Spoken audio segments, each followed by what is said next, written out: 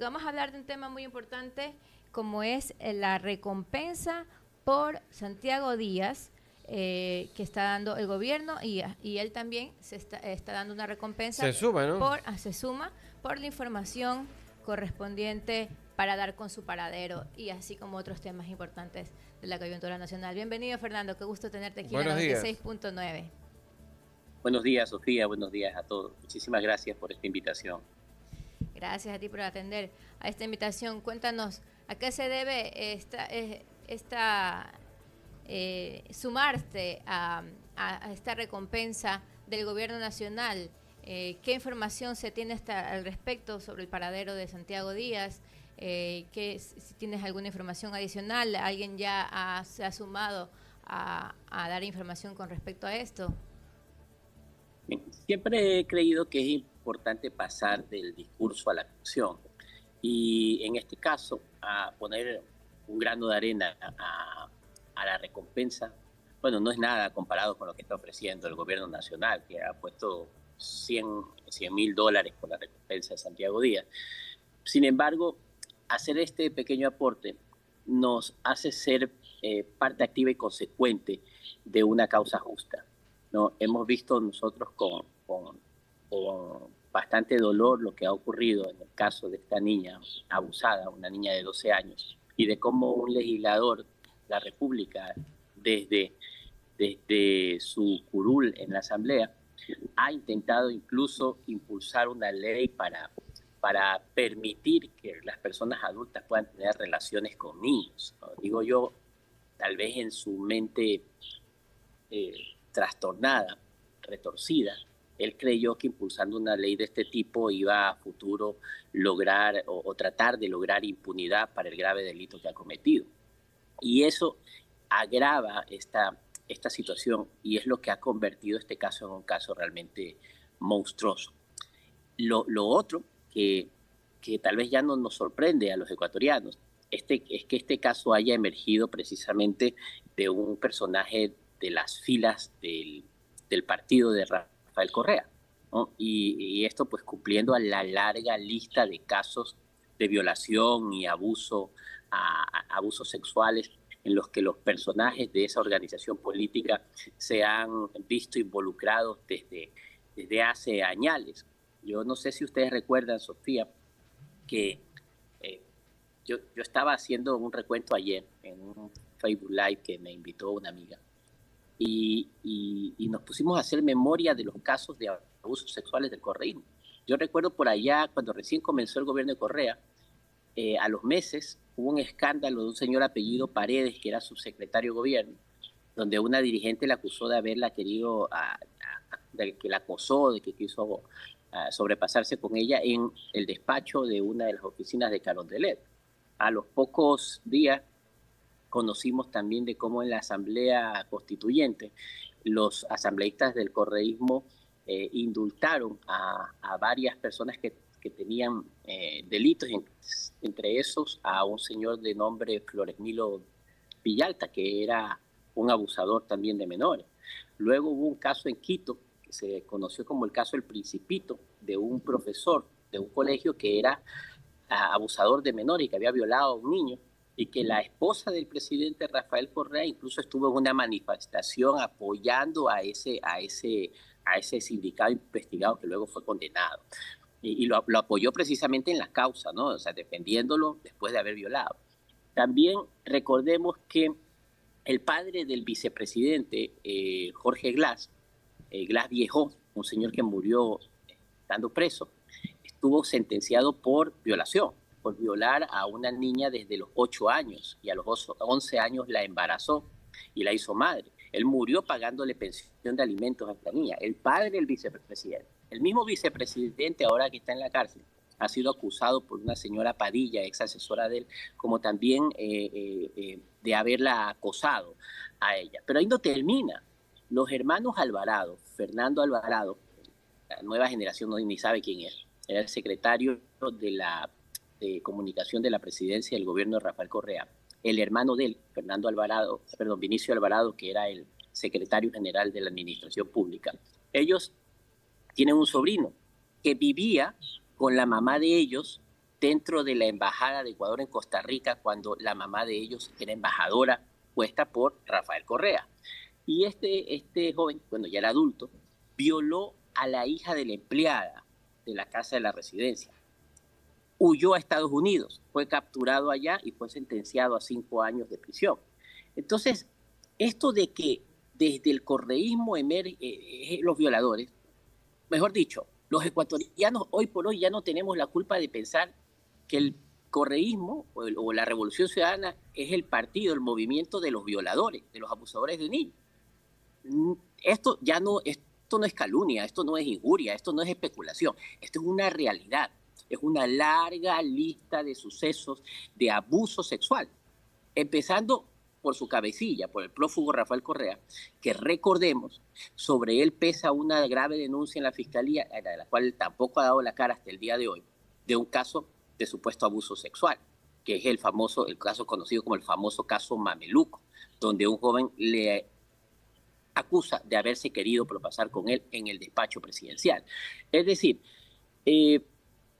lo de Díaz Asque es el caso más visible hoy contemporáneamente de una larga lista de abusos sexuales que han sido comprobados judicialmente, en su mayoría, dentro de las filas del correísmo. ¿Y crees que en este momento, es un momento distinto en el cual ahora sí se están tomando acciones para estas víctimas? Porque nos ha hecho un recuento de algunas cosas que la verdad es que no nos pone al día, o sea, sí, exactamente, o sea, sí, el papá de sí Galás recuerdo, también. pero no lo había recordado si no lo hubiera hecho en este momento este recuento. Pero no pasaba nada y ahorita en este momento ya las cosas están distintas para la Revolución Ciudadana. ¿Cómo está, como eres analista político, cómo ves la situación de la Revolución Ciudadana con respecto a estos temas y en general, ¿no? En la coyuntura se están dividiendo, algunos asambleístas están saliendo de sus filas, se están nombrando independientes. ¿Cómo se ve el futuro de este movimiento político? Mira, este caso fue el catalizador para remover esa estructura que ya está en decadencia. Esto sucedió así. Hace 2 meses, exactamente, al día de hoy creo, yo publiqué en redes sociales un video de 11 minutos hablando del caso de agresión y tortura en contra de Alfonso Pérez, un periodista dueño del portal informático Ecuador en Vivo. Alfonso, cuando iba saliendo del aeropuerto de Quito, rumbo a su casa, le chocan el carro en la parte de atrás y él se bajó a ver qué pasaba y del otro vehículo bajaron varios tipos y le dieron una golpiza, una paliza, casi lo matan. Esa gente fue capturada, la fue llevada a flagrancia y en flagrancia ni el fiscal ni el juez quisieron hacer nada. Recibieron orden de presidencia de que los dejaran en libertad. Y ahí empezó una historia que se empezó a dilucidar a través de los años. ¿Eso en qué año, Fernando? Esto fue aproximadamente por el año 2015, 2014, 2015. Okay. Pero recién por el año 2018, cuando yo inicio el juicio en contra de Rafael Correa por secuestro, y Correa ya estaba prófugo porque ya le habíamos logrado contraer el orden de prisión, entonces empieza a salir a la luz muchas cosas que estaban ocultas. Y entre eso sale a la luz un video de alguien que estaba en una moto detrás del carro que lo choca Alfonso Pérez, grabando, filmando toda la agresión a Alfonso. Resulta que Correa mandaba a cometer estos atentados, estas golpizas, y pedía que le graben el video para su satisfacción, para él poder ver que estaba realizado la misión de tortura y de golpizas que él ordenaba. Ese video salió a la luz en el 2018 de la misma Senaín. Y allí es cuando Alfonso descubre y se colige que eso fue un atentado planificado y ordenado por el correísmo. Entonces yo hago un video hace 2 meses donde narro con detalles esta situación. Y al final termino diciendo y dando una advertencia al presidente de la Asamblea, al presidente de la República del país, de que Díaz Asque, que era el jefe de esta banda de los Popeyes que se dedicaban a hacer esta agresión, ¿Y por qué se sabe que él estuvo detrás del atentado a Alfonso? Porque el vehículo usado para el atentado a Alfonso fue descubierto parqueado en la casa de Díaz Asque, ¿sí? Entonces, no cabe la menor duda de que Díaz Asque fue uno de los autores del atentado en contra de Alfonso Pérez. Luego, cuando saco este video, advierto que Díaz Asque es un ser peligroso, que está puesto en la asamblea por algo, no por cualquier... Ellos ya sabían que a Schettini no le iban a permitir permanecer en el cargo. Ya lo sabían. Si los correístas son una calculadora del mal. O sea, ellos saben, tienen una visión prospectiva, un análisis prospectivo muy claro.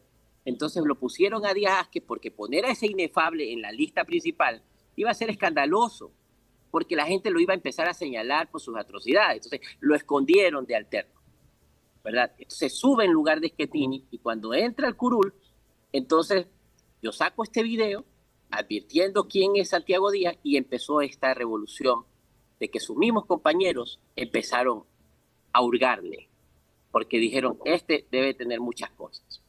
Y ahí salió a la luz esta denuncia. Por eso es que ya incluso los correístas ya habían tenido contacto con la familia de la menor. Por eso es que enseguida se le voltearon. Y claro, no es que lo expulsaron y reprocharon este acto porque ellos son gente buena, no, porque ellos solamente toman este tipo de medidas cuando ya no resiste al escrutinio público, cuando ya el escándalo es demasiado grande. Pero no lo hacen ni por conciencia, ni por autodepuración, ni por justicia, por los demás. No, lo hacen simplemente porque por imagen ya no lo resistían y tenían que intentar lavarse la cara de alguna manera, lo cual no les ha resultado. Lo que ha sucedido es que adentro hay por lo menos ya dividido el correísmo en 3 fracciones, ¿verdad? La una, que son los de la vieja guardia, los más sucios, los que siguen en la línea de Rafael Correa, los que son leales a él hasta la muerte, porque evidentemente han gobernado con él, quién sabe qué más. Entonces, esos son, entre esos, Patiño, Paula Cabeza, etcétera, etcétera, etcétera. Luego hay los más jóvenes, los más nuevos, que han dicho, no, todavía es la oportunidad de tratar de separarme de ellos y de iniciar una nueva carrera política, ya lejos de esta gente que está demasiado manchada, demasiado destruida. Y hay unos en el centro que quieren ahora permanecer independientes para ver en el juego político hacia dónde coger. Entonces, el correísmo está muy golpeado, además de que, como digo hace algún momento, ha quedado marcado como el partido de los violadores, de los abusadores de niños. Miren, ni los chone killers, ni los choneros, ni los lobos han sido tan perversos y tan corruptos como los correístas. Porque incluso ellos, hasta cuando secuestran para extorsionar, ellos no violan a las personas. O sea, el correísmo es la reunión, el conjunto de todos los delitos. Han robado al Estado, han cometido peculado, son violadores, han cometido secuestros, crímenes, asesinatos. Es una banda delincuencial y ya los ecuatorianos no tenemos la culpa de pensar así. Señor Balda, ¿qué tal? Qué gusto. Alex Vargas le saluda. Vemos la buena información que usted tiene y fecha a fecha con respecto a esto dentro de lo que le estaba manifestando Sofía, ¿no? Desaparecerá muy pronto el correísmo. Bueno, eso lo dirá la historia. Pero además de esto quería consultar, ¿no? Usted, adicional de los $1.000 que está proporcionando como abono a esos 100.000, está también monitoreando por interno cómo está la situación con el paradero de Santiago Díaz Asque, y esto ayudará a que sea muy próximo el que se lo capture. Alex, se especula, ayer había una especulación fuerte de que estaría en Venezuela, pero ojo, cuidado, y puede ser también una estrategia que está siendo difundida por él mismo y sus allegados para que las autoridades se descuiden, ya tiren la toalla y él tenga la oportunidad de realmente escapar. Por otro lado, según fuentes ya cercanas al gobierno, lo que se dice es que él en realidad todavía no ha salido de Ecuador, que estaría intentando salir y que se lo está acercando por todos los medios, ¿no? Entonces, hay que o sea, lo que se conoce es que podría estar encaletado, como dicen en el crimen organizado, encaletado igual como estuvo alias Fito, ¿no? Santiago Díaz Vázquez al día de hoy posiblemente se encuentra escondido en una caleta, al igual como estaba escondido alias Fito, y el gobierno creo que tiene esa presunción y por eso está montando operativos, especialmente en las zonas fronterizas, para tratar de evitar su fuga. Ojalá lo capturen, ¿no? Ojalá lo capturen porque de esa manera se haría justicia, no solamente para la niña abusada, sino también para toda esa gente que sufrió atentados, golpizas y quién sabe si otras perversidades más por parte de este individuo cuando trabajaba a órdenes de Correa durante el gobierno. Porque mira, a mí me decía Alfonso Pérez hace unos días, que hablé con él, me decía, Fernando, pero a este infeliz lo van a condenar, es por la violación, y mi caso, y los casos de tortura a otra gente, tal vez ahora se habla que muy posiblemente él estuvo detrás de la golpiza también a Lourdes Tibán. ¿Recuerdan esa golpiza que le dieron a Lourdes y con todo un drama, haciendo parecer como que era un lío de faldas? Y eso fue un atentado, eso lo tenemos claro todo, ¿no? Un atentado con una dosis de infamia para generar un desprestigio moral a la persona. Entonces, ¿qué pasa? Que me dice, y lo van a sentenciar es por otra cosa, no por las torturas. Y yo le dije, mira, Alfonso, a veces la justicia terrenal no puede ser perfecta, pero la justicia divina tal vez. Entonces, este hombre va a pagar, y va a pagar, ya está pagando, porque ha perdido totalmente el prestigio, se lo ha desenmascarado como el monstruo que es, ¿no? Lo están buscando por un crimen tan delicado como es el abuso a menores, y tal vez ese es el castigo ya que le está mandando Dios, ¿no? Entonces, tal vez no se pueda lograr nunca comprobar técnicamente, jurídicamente, los actos de terrorismo, de tortura que cometió cuando era parte del gobierno, porque así son estos bandidos, se cuidan mucho, pero se le durmió el diablo, como dice el dicho, y ahora todo el mundo conoce el tipo de monstruo que es, y tienes que entender que tal vez esa es la justicia que tenemos que aceptar que se va a hacer en este caso. Fernando, y justamente como tienes información un poco más a la mano, ¿qué hay de cierto en que la víctima está relacionada con el círculo de trabajo de la ex candidata presidencial Luisa González? Es una niña. Sí, eso lo han dicho los mismos compañeros de Luisa González, que la víctima es hija de alguien cercano a ella en el ámbito político, que posiblemente es su asesora o parte de su equipo de trabajo, ¿no? Lo cual, desde sus mismas filas ha sido reprochado de cómo se mantuvo esto callado tanto tiempo, porque ellos ya lo conocían hace meses y no habían alzado la voz en favor de proteger a esta menor o a su familia, porque las circunstancias en las que se narra, como se dio el caso, también son escandalosas. O sea, habría estado ingiriendo licor, habría emborrachado a los padres de la menor y había luego aprovechado esas circunstancias para la violación. Y se dice que esto ya conocían varios miembros de la Revolución Ciudadana y que no habían alzado la voz, que recién cuando se hizo un escándalo público, cuando ya salió a la luz, ahí sí vinieron a darse la de pulcros y la de que rechazan ese acto, pero jamás lo hicieron durante todo el correísmo. Y por eso la reacción, y por eso la expulsión fue inmediata, ¿no? Porque en otros casos siempre tratan de primero averiguar, de saber, de analizar y tratar de defender a un miembro de sus filas, sobre todo Santiago Díaz ha sido, no públicamente, porque primera vez que iba a ser asambleísta, pero había sido dentro del tema político bastante conocido, ¿no? Y se sabía que era de uno de los fuertes ahí dentro de la Revolución Ciudadana. Eso demuestra que ya lo sabían, ahí está clarito. Como también demuestra que conocían del proyecto de ley que este infame quiso hacer para tratar de buscar impunidad. Imagínense, esa es la otra parte que a mí me parece